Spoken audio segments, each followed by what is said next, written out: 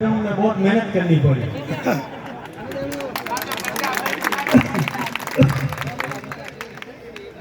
मंच पर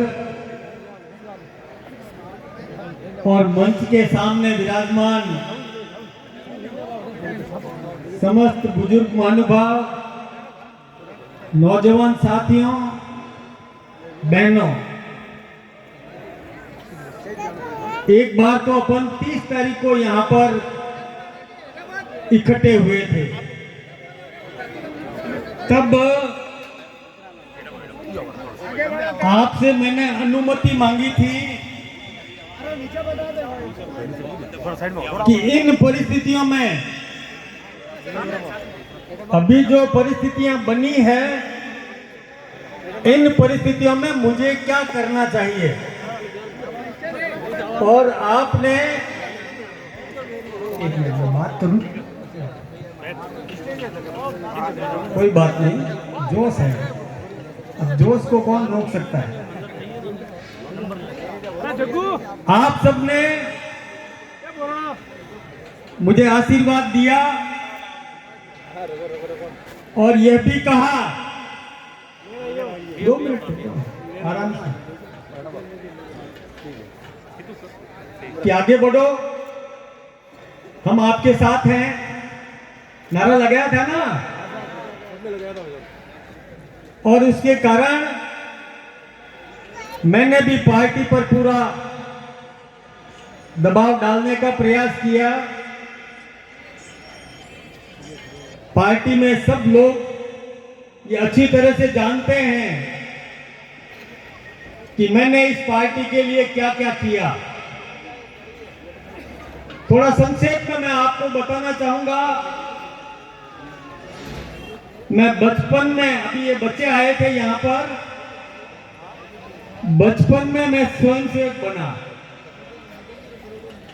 64 में आईटीसी करी, 1968 में मैंने ओटीसी किया, 1972 में 3rd ईयर कर लिया। उसके बाद परम पूजनीय गुरुजी का देहांत हुआ। तब मुझे हमारे प्रचारकों ने बताया कि 2 वर्ष आप संघ को मजबूत करने में लगाओ। मैं 2 वर्ष के लिए सन्यासी जीवन जीने के लिए निकला, लेकिन बीच में इमरजेंसी आ गई, आपातकाल लग गया था और अटल जी, आडवाणी जी सबको जेल में बंद कर दिया। मुझे आंदोलन करने का बताया। मैंने भी पाली जिले से 68 लोगों को आंदोलन के लिए तैयार किया। मुझे जवाबदारी दी गई कि इनके परिवार को संभालो। और मैं आपको बताऊंगा कि जो लोग जेल में थे उनको तो 2 समय का भोजन भी मिलता था, लेकिन जो अंडरग्राउंड थे, जिनके मिसा का, maintenance of internal security act का वारंट होता है, उनको छुप के रहना पड़ता है।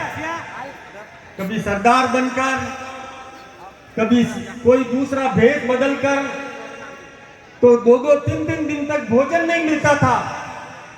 लेकिन मैंने काम किया और आंदोलन को सफल कराया 1977 में, और इमरजेंसी हटी और फिर से सब नेताओं को जेल से बाहर निकलने का मौका मिला। आंदोलन किया है मैंने पूरा जीवन। अपनी जवानी, जो जीवन का क्रीम पीरियड होता है, जवानी, वो मैंने लगाई थी। कोई कम बात नहीं है। न परिवार की चिंता, न और किसी की चिंता, और केवल मेरा ये संस्थान, संगठन की कैसे मजबूत हो सकता है, उसमें मैंने अपना जीवन लगाया। 3-3 दिन तक भोजन भी नहीं मिलता था, ये भी समय था। अंडरग्राउंड रह करके आंदोलन चलाया। 77 में अमृत नाहटा को टिकट मिला। जनता पार्टी में जनसंघ का विलय हो गया।